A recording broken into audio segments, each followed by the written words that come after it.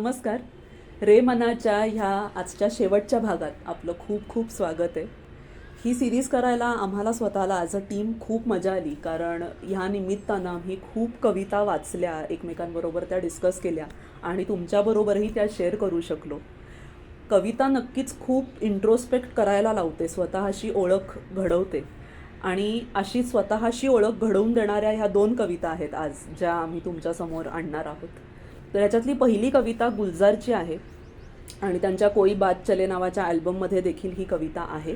छोटीशी आहे कविता. अशी आहे की आदमी बुलबुला है पानी का, आदमी बुलबुला है पानी का, और पानी की बहती सतह पर टूटता भी है, डूबता भी है, फिर उभरता है, फिर से बहता है. ना समंदर निगल सका इसको, ना तवारीख तोड़ पाई है. ना समंदर निगल सका इसको, ना तवारीख तोड़ पाई है. वक्त की मौज पर सदा बहता आदमी बुलबुला है पानी का. आता ह्या कवितेत मला 2 कॉन्ट्रास्ट दिसतात. एक असा छोटासा कुणीतरी ऑलमोस्ट इनसिग्निफिकंट वाटेल, क्षुल्लक वाटेल असा एक माणूस, आणि त्याच्यासमोर खूप भव्य दिव्य असे चॅलेंजेस. मग तो समाज असेल, काही इन्स्टिट्यूशन्स असतील, पण खूप असं आक्रमक काहीतरी त्या माणसाच्या समोर, आणि तरी तो माणूस त्या सगळ्यातून जातोच आहे आणि त्याची जी काही नेमलेली कामं आहेत तो ती करतोच आहे, असं ह्या कवितेतून दिसतं.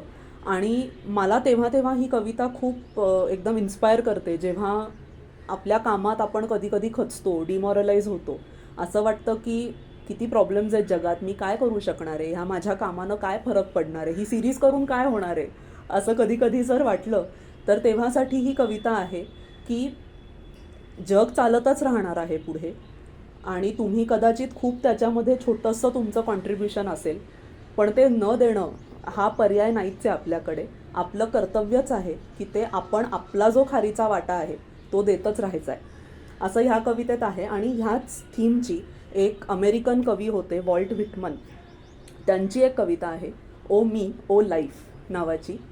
आणि त्या कवितेतला शेवट असा आहे की the powerful play goes on and you may contribute a verse. पुन्हा तेच की ती जी मोठी कविता आहे ती लिहिलीच जाते आणि ती लिहिलीच जाणार आहे, पण तुम्हाला संधी आहे त्याच्यामध्ये तुमचं एक कडवं कॉन्ट्रीब्यूट करण्याची. संधी आहे किंवा कर्तव्य आहे, आपण कसंही समजूया. तर हा खारीचा वाटा किंवा हे आमच्याकडून तुमच्यापर्यंत पोहोचवलेलं एक छोटंसं कडवं, as a thanks, as an offering, तुम्हाला कसा वाटला आमचा हा एकंदरीत प्रयत्न हे आम्हाला प्लीज कळवा. आणि वेगळ्या वेगळ्या अजून काय सिरीज आम्ही करू शकू, तुमच्यापर्यंत कसा कंटेंट आणू शकू, ह्याच्याबद्दल तुमचा काही फीडबॅक असेल तर तो देखील कळवा. पुन्हा एकदा आमच्या सगळ्यांच्या वतीनं मनापासून धन्यवाद आम्हाला सपोर्ट केल्याबद्दल आत्तापर्यंत. पुढे देखील करत राहा आणि पुढच्या सिरीजमध्ये भेटूच. थँक्यू.